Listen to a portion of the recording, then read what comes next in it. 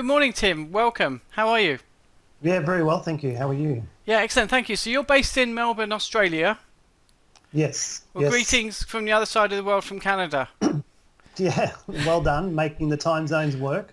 Oh, absolutely. Apologies for the slight delay in getting to you as well. But thank you very much for your time. So it looks like you're working from home today. Yeah, I work from home mostly anyway, and obviously now with the circumstance that we find ourselves in, the organisation that I work for is encouraging everybody to work from home, and so it's becoming the new normal.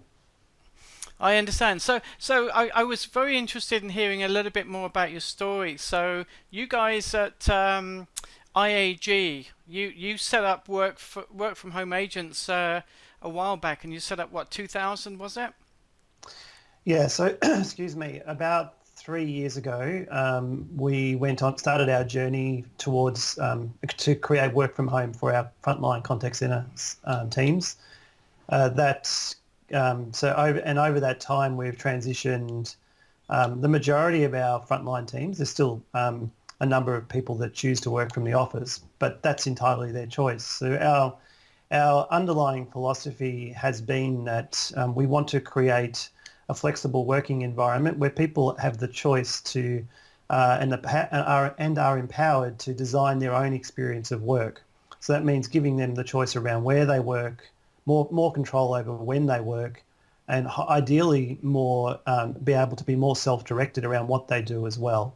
And so we've been working across those three dimensions to empower our employees to with that choice, with that ability to design their own experience of work so that it better fits into their life.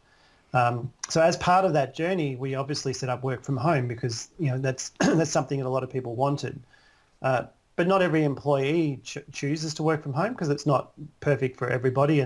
But the important thing is that it's there as an option. So ultimately, the reality is, if somebody is choosing to work from the office 9 to 5, Monday to Friday, but they're doing that because it's their choice, not because the organisation or their manager or anybody is pressuring them to work that way, but because that's what works best for them, then that's still flexible working. So with that transformation over the time, we've seen, around about 65-70% of our contact centre operations choosing to work from home as their primary place of work, which is why we now have, in a normal business environment, not today, obviously Hmm. today things have shifted, around 2/3 of our frontline workforce work from home as their primary place of work. Interesting. So Yeah, so so it sounds like you had in place a very interesting model that's been working for 3 years, and that's right. now with the coronavirus, which is causing massive disruption to the way we do business around the world, I guess you were well placed. You ironed out all the bugs. You knew how this thing worked, or how the process worked. So how did you then go about? How easy was it for you then to expand that from 2,000 up to 6,000? Yeah, so we're working towards the entire organisation being able to work from home. So I'm not absolutely up to date with the numbers, but it's somewhere around 8,500 Oh employees in wow. Australia, more in New Zealand and across the globe. And so we're in the process of transitioning the entire workforce so that we're basically going to be moving to become an entirely remote operation. And we do have the technology in place because of that earlier work to set up work from home and make it available to all of our employees if that's what they choose, how they choose to work, what works best for them. So we already have had the technology solutions in place. Of course, we've had to scale that up and we've had to move very quickly over the last week. But no doubt that previous work that we did to make work from home a possibility in the organisation has helped us make this transition and do it more easily than perhaps other organisations are experiencing. The big difference, though, between today and a few weeks ago, Hmm. not even probably a week ago, is that people were working from home because it was a choice. It was about empowering our employees to design their own experience of work, an experience of work that best fits their life, work into life for them. Yeah. Now we're in a situation where people are being required to work from home. That's very different than if you like to work from home, you can do it. Now Right. it's Yeah. you Yeah. must work. home because the organisation has a purpose which is built around making your world a safer place. That's IAG's purpose, and therefore, and ensuring that our 8,500 employees are working from home, staying safe, and not contributing to the spread of a virus. Is an important expression of that purpose. So we've moved earlier. We moved before the government, before other, legislators or lawmakers actually started to state that that businesses should be operating in this way. So we kind of stepped ahead of that because of that purpose. But the difference, if you come back to the point though, the key difference now with the implementation of this scale up is it's directed as opposed to about giving people choice. And that creates some challenges. And of course we need to think about, we've had to work through that because, some people may be not set up to work from home. It doesn't work for them as well as it does for others. And that obviously, we've needed to think that through to make sure that it's a smooth transition for everyone. But there's a key commonality here. Even though in the past it was a choice and now we're moving to a more directed work from home approach, both initiatives are founded in employee wellbeing. So we're in both instances, whether it's before or after COVID-19, the move to work from home is because the organisation cares about the wellbeing of our employees, of the community, and therefore we are making work from home available. And so I think importantly, we're able to hang on to that as the core purpose. We're not doing it because we have to. We're still doing it because we want to as an organisation, because we care about our employees and care about the community as a whole. So does that mean that you said, I think you said that the entire organisation was looking to go to a work from home model. So does that mean that even when the coronavirus is over, you're going to... That's a really interesting question. Nobody knows how long this is going to last for. Right. I've done a little bit of thinking around this and more broadly. So this is not specifically about IAG. I'll just talk more broadly about the community and the ways of working and how that might change. The longer this goes on, the more normal these ways of working will become. So as a result, it's very hard to predict how this is going to affect work as we post the event that we're experiencing right now. It's highly probable that this will go on for 6 months or more.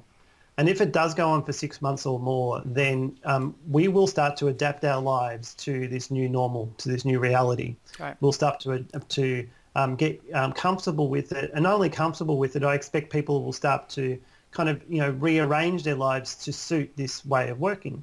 And therefore, the transition back to when this event is over and we start looking to transition back to the office, I would fully expect that at that point there'll be employees that previously had never considered work from home as appropriate will start to want to include it in their ways of working going forward. Right. So I have no doubt that this is going to have a seismic shift on the ways of working in our community in the longer term.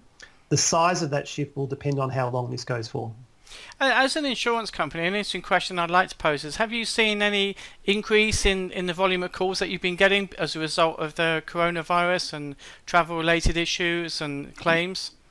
No, at the moment, call volumes are down. Not a lot, but they're down a little bit because I think people are adapting to this new normal. And there's other things that are taking priority in their life than... as understandably, which, not talking to their insurance company is not the priority for them right now. Right. But it hasn't been a wholesale drop. It's just a small amount, but that's to be expected. There's also less cars on the road, at the moment. So you would expect that claims frequency rates would decline for a period of time, particularly around motor.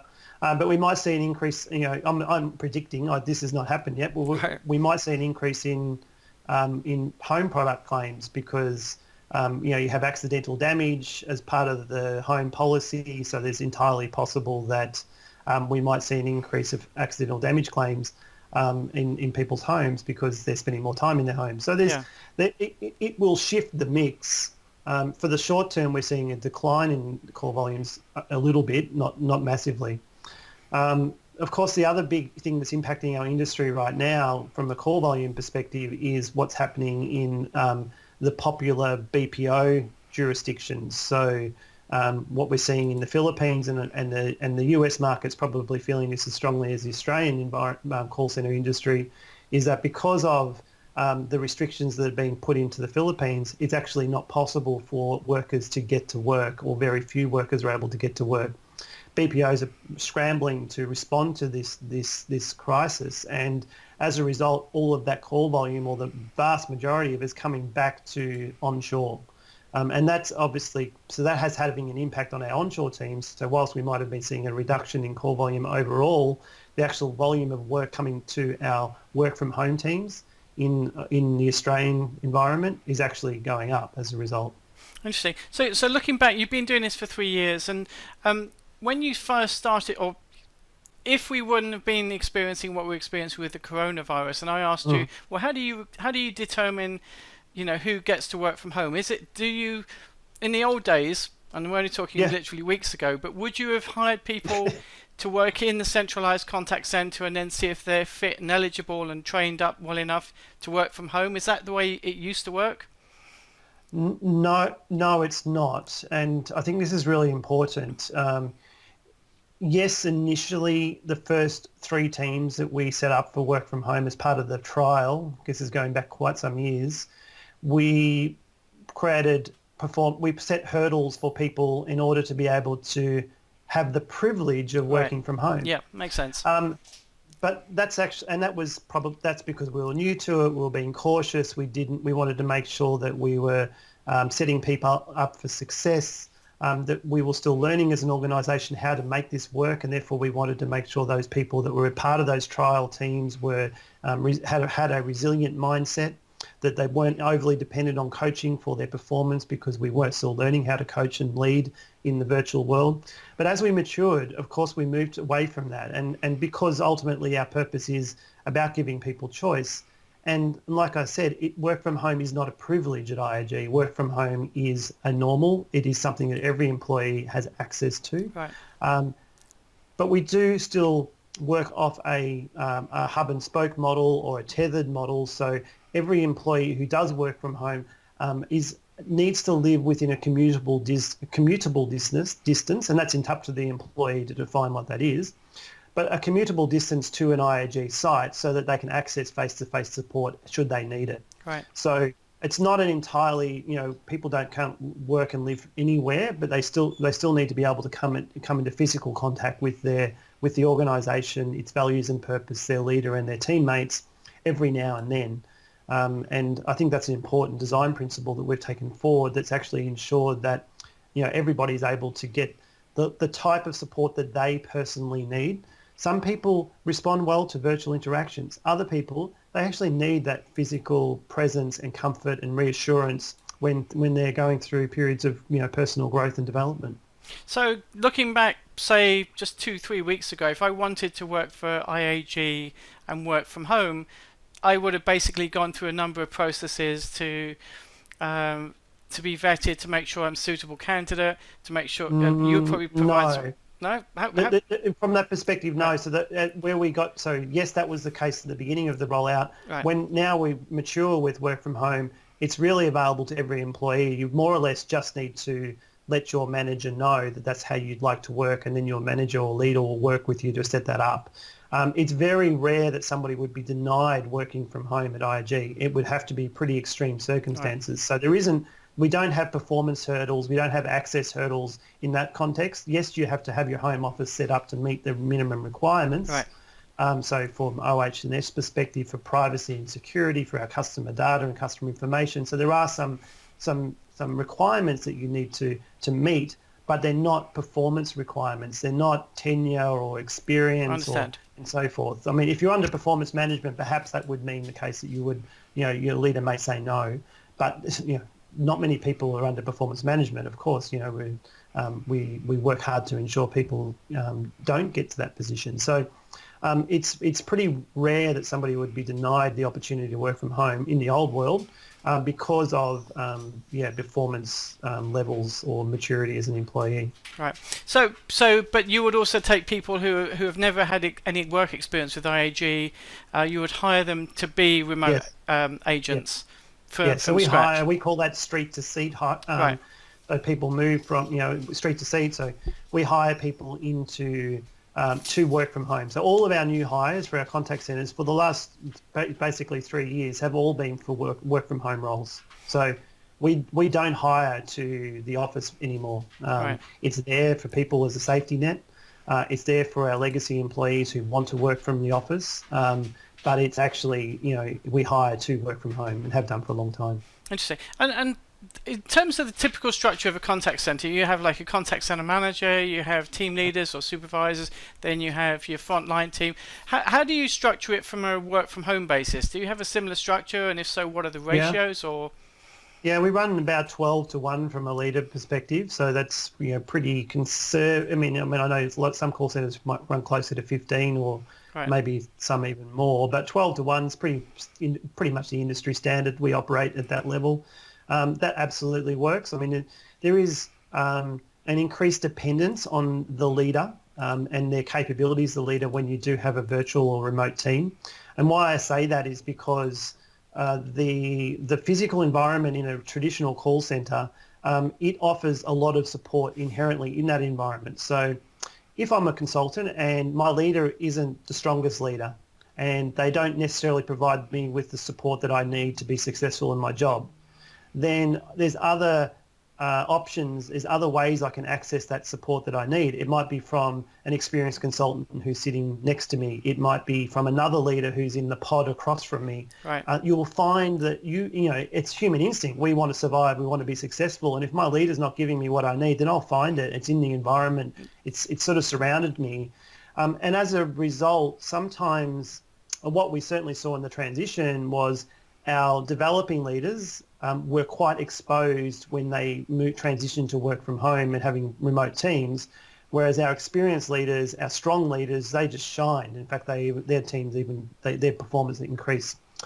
So what happens is with the virtual team is that team or remote team, they have a greater dependence upon their leader than they did in the physical environment, because in that virtual or remote environment, they don't have that external support. Right. It's not as easily accessible. So that was, so the leadership ratios we haven't increased, we've kept consistent, but we've had to make sure that we're developed our leaders, to all have the strengths to provide that support. Interesting. And how do you keep your team motivated? I mean, you've got this distributed workforce. It sounds highly successful. What tips would you give to other organisations if they were saying, look, how do we keep all these people who are working from home for the first time motivated? Yeah, it's actually important to understand this in a probably slightly broader context. So I apologise up front. This will be a slightly longer answer to your question. But that's okay. When we think about working from home and remote working, it's helpful to start with understanding what are the risks, and the risks are, depending on the executive you speak to, there's 3 or 4 risks. There is a risk around underperformance. The risk around well-being, so that's physical well-being, mental and emotional well-being, which ties to your question around motivation. There's a risk around data security and privacy, and potentially there's a risk around fraud, which is kind of the same thing. That's why I mean 3 or 4. So those last 2 things could be tied together. So they're the primary risks. When we think about those risks and dig under them and think, well, what are the causes? And therefore what are the mitigants? Mm-hmm. For underperformance, the risk is that people feel disconnected, unsupported. Right. For OH&S, the risk is not the physical risk. What we've seen is the lost time injury frequency rate across all the organisations I've worked with for the last 10 years to set up work from home programs. It's always been lower when teams move home than it was in the office. So the physical risks, people seem to take more responsibility for their well-being, the physical well-being in their home, and in the office they kind of, default and hand it over to the environment. So they expect that the office that the yellow triangles put out when there's spilt water, whereas at home you don't, and therefore you are more conscious and you're looking out for yourself a bit better. So physical risks are not the main issue there. It's mainly around mental and emotional well-being, which links to isolation and disconnection.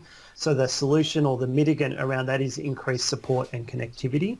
So it's the same as performance. And the last risk around security and privacy, well, partly that's mitigated through technology and the way in which you set up your environment. But it's also, it comes down to the motivation of the employee to do the right thing. And again, that comes back to, connection and support. So ultimately, all of the risks that are presented for in transitioning a workforce to remote actually come back to the single mitigant, which is in maintaining connection. And when I say connection, it's important to understand what that is. So real connection is I'm connected to the organisational values and purpose, I'm connected to my leader, and I feel connected to my teammates. Now, if an employee is only feeling two of those connections, so let's say I really like my boss, I really like this organisation, but I don't get along with my teammates, or I get along really well with my teammates, I love this company, but my boss is a bit of a fool, then you're kind of going to be motivated. You're going to be okay, you'll do your job, you're not going to be amazingly motivated, but you'll get by. And if you're only connected to one of those three things or none of them, then you're not going to perform and you're actually not going to like your job and you're not going to be motivated at all. Right. So the answer to your question really comes down to people need to feel connection to all three things: the organisational values and purpose, they need to feel connected to their teammates, and they need to feel connected to their leader. And that then becomes, if you're setting up work from home like we did and you want to do it successfully, that kind of becomes your core design principle, to make sure that you're always asking ourselves, or when you're rolling stuff out, how are we enabling that connection? Are we enabling it? Are we supporting it? Have our leaders got the capability? Are we using our technology in the right way? Are we messaging the organisational values purpose? Are we living that in every interaction? And that then sets people up to be motivated. So there's a few tricks on how to do that, and I can go into that if you like. Yeah, no, that's really good. I think that it sounds like there's a lot more depth to what you're covering, and maybe that'll be another discussion where we can go into lots of detail. But one other thing that a lot of people are asking us is, do we ask our employees to use their own equipment if they've got PCs, and or do we need to put it on our own for security of information?